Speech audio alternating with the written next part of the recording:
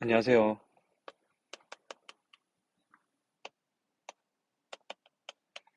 용규장입니다.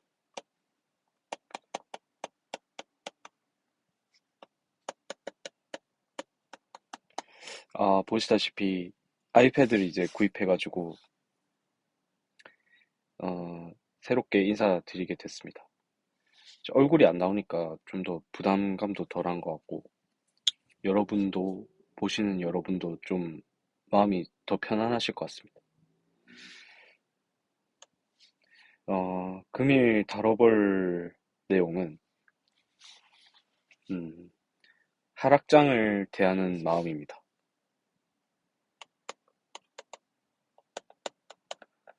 하락장? 어, 글씨는 좀 마음에 드시나요? 어쨌든 얘기를 해보자면 매번 저희가 주식을 매수할 때마다 항상 매수를 하면은 주가가 떨어집니다. 정말 마법과 같이 떨어진다라는 얘기를 많이 하죠, 사람들이. 내가 주식을 사기만 하면은 주식이 왜 떨어질까? 어, 평균적으로 제가 어떤 그 통계 자료 이런 것들을 뭐 확인해 본 적이 있는데 한 70% 이상이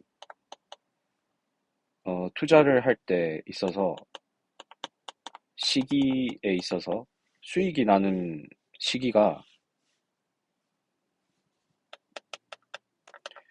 어, 70% 이상은 마이너스고 수익이 나는 구간은 30%라고 들었어요.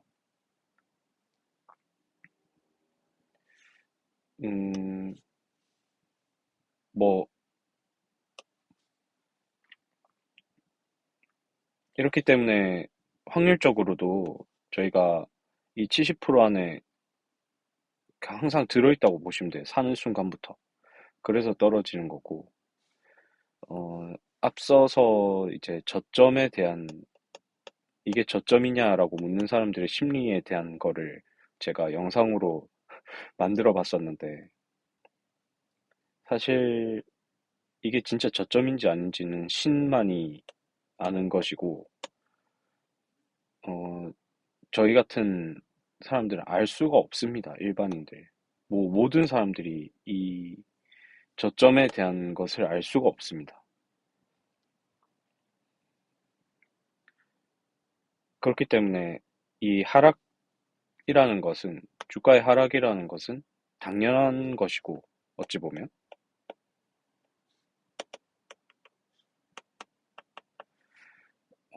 그리고 하락장이라는 거는 시장 자체가 내려가는 건데, 이렇게 하락장을 맞이했을 때 저희가 어떤 생각을 해야 되는지에 대해서 좀 얘기를 해보려고 합니다. 일단, 저 같은 경우, 그리고 되게 많은 투자자들이 항상 고민하는 게 있어요. 투자자의 고민이자 숙명. 뭐, 물론 당연히 수익을 생각하겠죠. 근데 수익이 날까? 그런 고민도 당연히 있겠지만, 워낙 사고 나서의 하락을 많이 맞이하기 때문에 이 하락에 대해서 음, 왜 하락할까에 대해서 생각을 많이 하게 됩니다.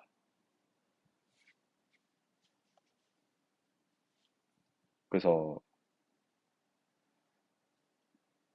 제가 말씀드리고 싶은 거는 음, 하락의 속성을 알아야 된다는 거거든요.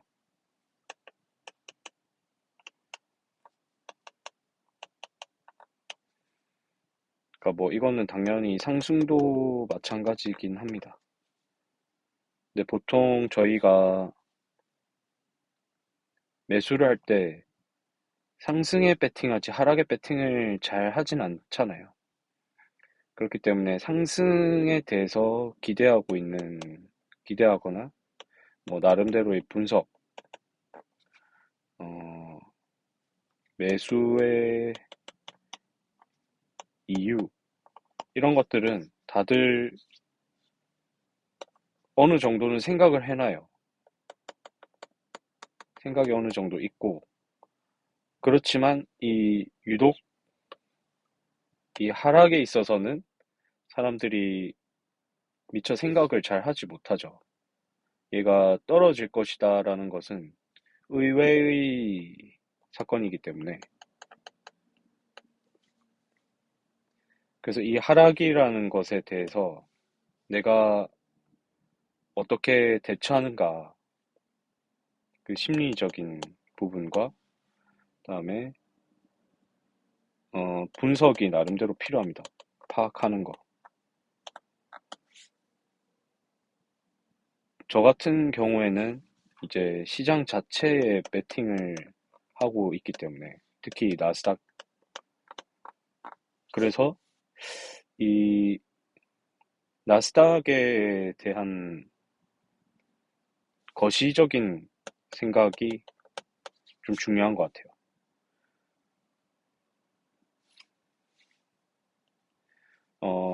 코로나가 왔었을 때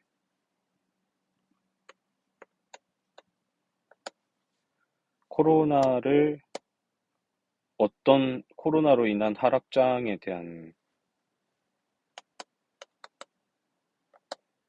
이게 엄청났잖아요. 그 역대급 사건이었는데 역대급 하락장이었는데 이 역대급 하락장이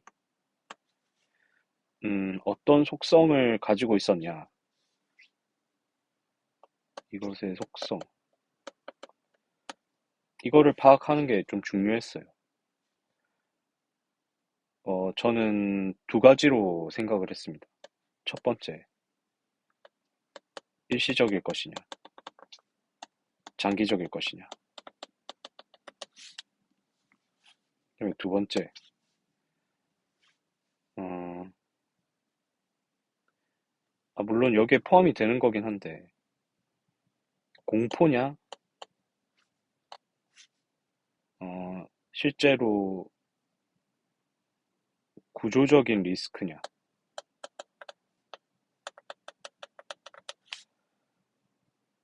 이렇게 연결이 되기는 합니다. 이렇게. 항상 주가의 상승과 하락이라는 것은, 어, 미래의 기대감이죠. 무엇에 대한 기대감이냐. 그 기업이나 시장이,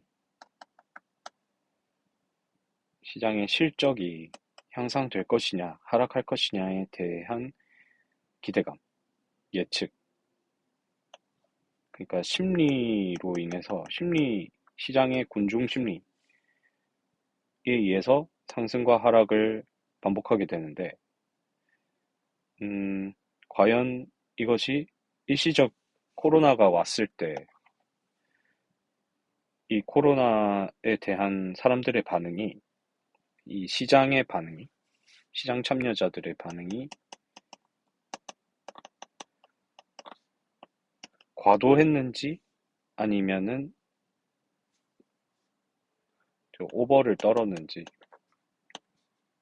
아니면은 더, 그 공포에 떨어야 되는데 덜 했는지 차분했는지 그런 정도를 생각을 해봤어요. 그때 당시에 이제 생각은 이거는 일시적이다. 왜냐하면 코로나라는 질병 그 자체에 대해서도 생각을 해봤어요. 이게 두 가지 특성이 있었죠. 어, 감염률, 그러니까 감염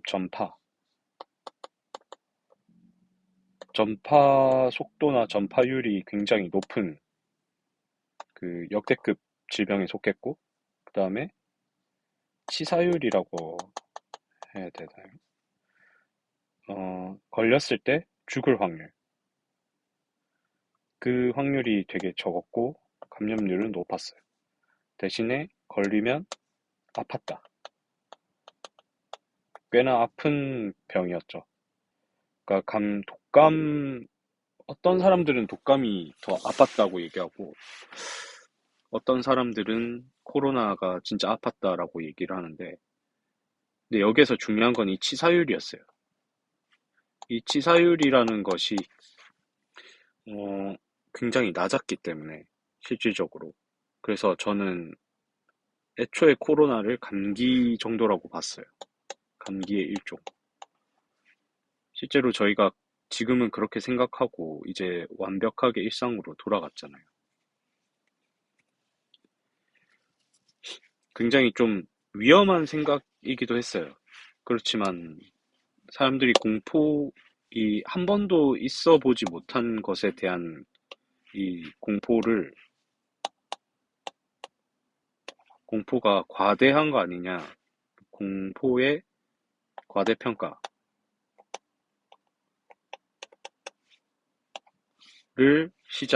시장 참여자들이 하고 있는 게 아닌가라고 생각을 했어요. 그래서 지금 오버하고 있다고 생각했고, 그래서 이 하락이 일시적이라고 생각했고, 역대급 하락장이.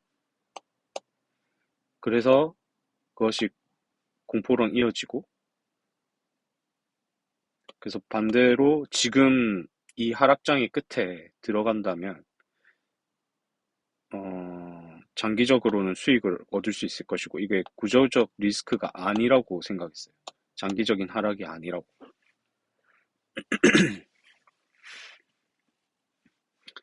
어, 그런데 이제 최근에 벌어지고 있는 음, 하락이 있었죠. 이제 양적 긴축, 양적 긴축의 속도와 그 강도와 속도가 모두 너무 급하다. 그렇기 때문에 이것이 글로벌 금융 시장에 있어서의 금융 주체들, 큼지막한 주체들 있죠. 크레딧 스위스, SVB, 뭐, 또 최근에 무슨 리퍼블릭인가요? 하여튼, ETC 점점점 이 작은 은행들을 포함해서 뭐 시그니처 뱅크도 있었고, 이런 금융 주체들이 이 양적 긴축에 의해서 시장이 하락을 하고, 어, 뭐 모든 자산 시장이 가치가 굉장히 하락하고 있잖아요. 부동산도 포함해서 그러니까 원자재 여기 적을게요. 원자재, 부동산. 원자재 가격도 이제 인플레가 있었지만 어쨌든 하락을 하고 있고 피크를 찍고 하락하고 있고 부동산도 하락하고 있고 주식 시장도 하락하고 있고 채권 시장도 하락하고 있죠. 그러니까 이 불안한 투자 그리고 기본적으로 불안한 재정 상태를 가지고 있었던 운용 상태를 가지고 있었던 이 금융 주체들이 자체적으로 자원을 수급하지도 못하고 재원을 확보하지도 못하고 이런 시장들에 투자해서 수익도 좋지 않고 그러다 보니까 얘네들은 다 파산을 해버렸죠. 근데 이런 위기가 과연 이번에도 똑같이 위기를 파악할 때, 어, 이 주식시장이 하락했는데 이 주식시장의 속성이 일시적인지 아니면 장기적인지, 그다음에 이게 공포가 과대한 건지 아니면은 구조적인 위기인지, 이것을 파악을 해야 되잖아요. 근데 여기에 대한 왈가왈부가 너무 많습니다. 사람들이 의견이 어, 굉장히 많이 갈리고 있는데, 저의 그 예측을 감히 말씀드리자면, 아무도 궁금하지 않았겠지만 어쨌든 이것도 일시적이지 않을까. 그리고 공포는 좀 과대하다라고 생각을 하고 있는데, 함부로 말을 할 수는 없죠, 당연히. 왜냐하면 우리는 금융위기를 겪었잖아요. 뭐 서프라임 모기지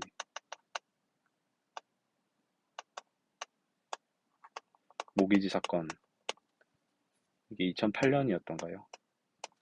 어쨌든 요때 과도한 자산 시장의 버블이, 미국 부동산의 버블이, 근본이 없던 자산 버블이 순식간에 탄로가 나면서 이제 시장 모든 자산들이 다 파멸로 이르게 되는, 순식간에 일시적으로 그런 구조적인 위기가 있었는데, 사실 이 구조적인 위기로 이어지지 않게끔 하기 위해서 페드도 그렇고 이제 미국 어, 옐런 재무부죠. 재무부도 그렇고 정부도 그렇고 이 주체들이, 미국 주체들이, 그리고 이제 ECB, 어, 유럽 중앙은행, 그리고 스위스, 크레딧 스위스를 살리기 위한 스위스 중앙은행, 다 지금 막고 있어요. 이 부실한, 어, 어떻게 보면 저는 그렇게 생각합니다. 얘네들이 다 본인들이 제대로 투자하지 못해서 수익을 제대로 내지 못하고 있는 정크본드라고 생각하는데, 어쨌든 이 정크본드를 각 정부들이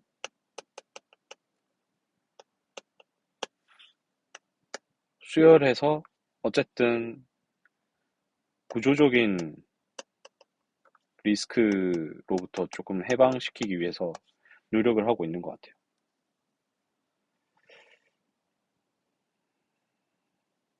근데 이 구조적인 리스크는 결국에는, 결과적으로는 뭐 10년이 됐건 뭐 5년이 3년이 됐건 5년이 됐건 10년이 됐건 어떠한 방식으로든 오게 됩니다. 역사가 그래 왔어요. 이게 금융의 역사는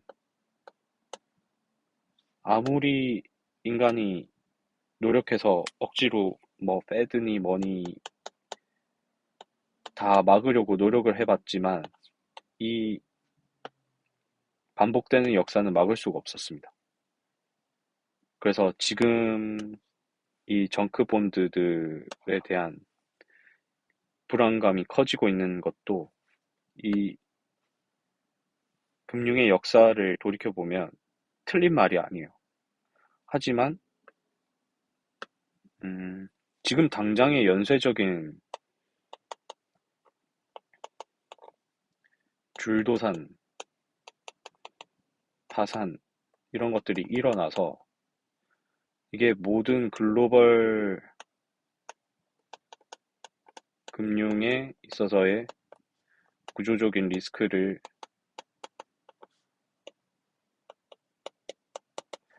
야기할 것인가? 그것은 아니라고 생각해요. 물론 덩치가 큰 은행들이지만 어떻게 보면 이 회사들이 망하는 것은 사실은 그냥 놔둬야 되는 건데, 음, 괜히 건드려가지고, 그러니까 인공적으로 어, 뭔가 부양하려고 하는 부양책,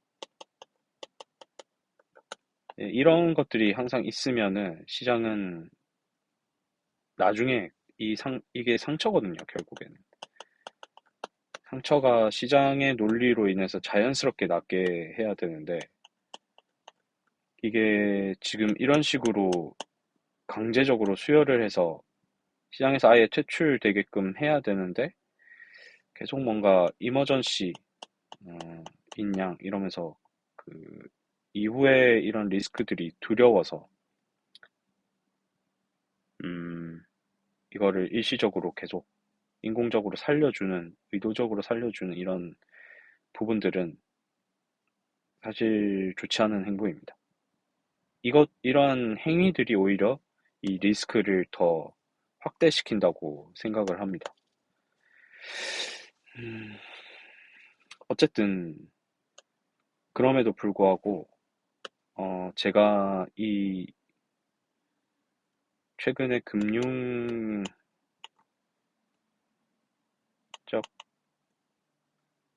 리스크들의 속성을 판단을 한다면, 일단은 구조적인 리스크가 아니고 일시적이다 라고 생각을 합니다.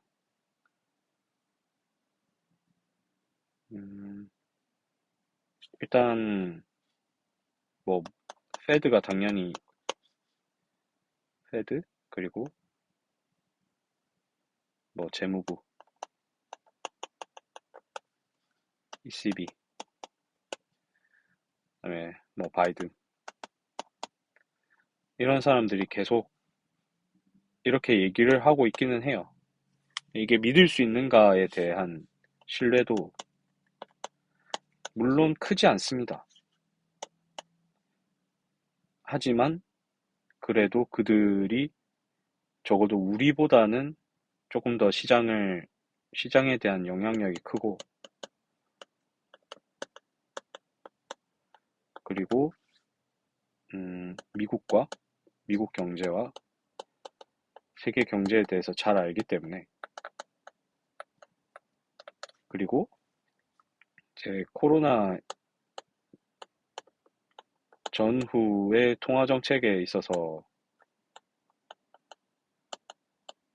사실 이 정도면 그래도 선방하고 있지 않나 라는 제 개인적인 평을 할 수 있을 것 같습니다.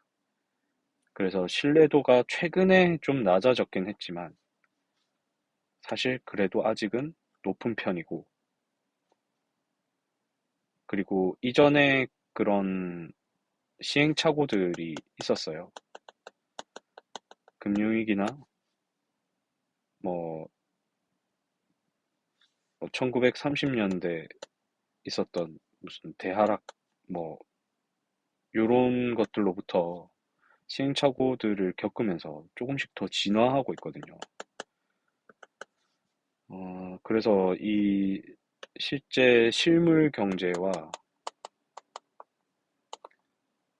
금융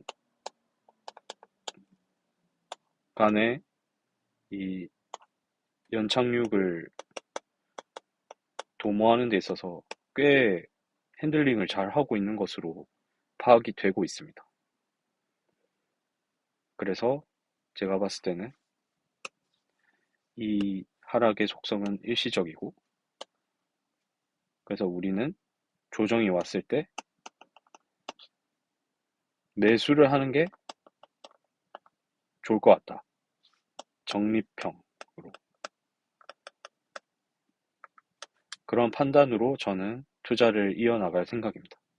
여러분은 어떻게 생각하시는지 궁금하고, 어, 제가 어쨌든 뭐 알기 쉽게 설명을 했는지는 잘 모르겠지만, 이런 저의 생각이, 음, 그러니까 항상 투자를 할 때는 가만히 있는 것도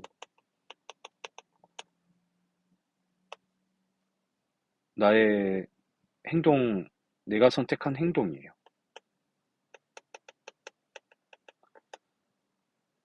그러니까 투자 주체가 할 수 있는 게 매수, 매도, 가만히 이렇게 세 개가 있잖아요. 우리가 축구를 할 때,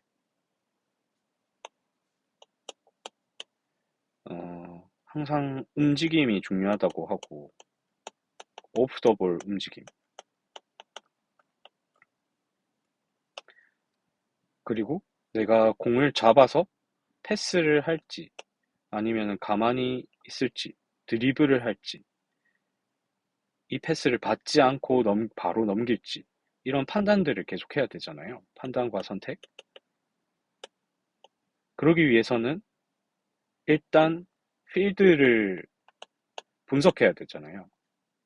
적이 어디에 있는지, 위치, 그리고 지금 이 내가 위치하고 있는 이 공간이 현재 어떤 상황인지, 그럼 나는 어떻게 해야 될지, 이것들을 어, 계속 관심을 가지면서 파악을 하고 내가 나의 움직임에 대해서 판단하고 선택을 해야 되죠.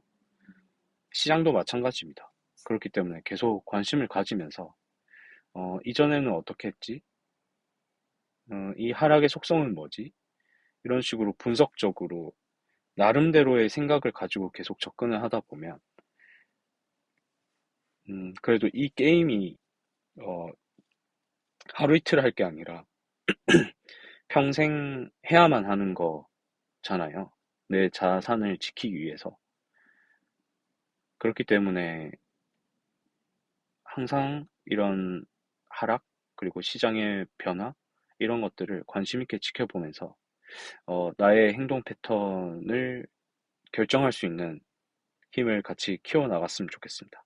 물론 저의 생각은 진짜 아마추어이기 때문에 그냥 여태 그래왔던 저의 경험을 바탕으로 제가 어떻게 생각하고 있는지만 이제 공유하면서 제 생각이 틀렸으면 거기에 대한 반성도 해보고 뭐 그렇게 이어나갈 거니까 여튼 긴 시간 지켜봐 주셔서 감사합니다.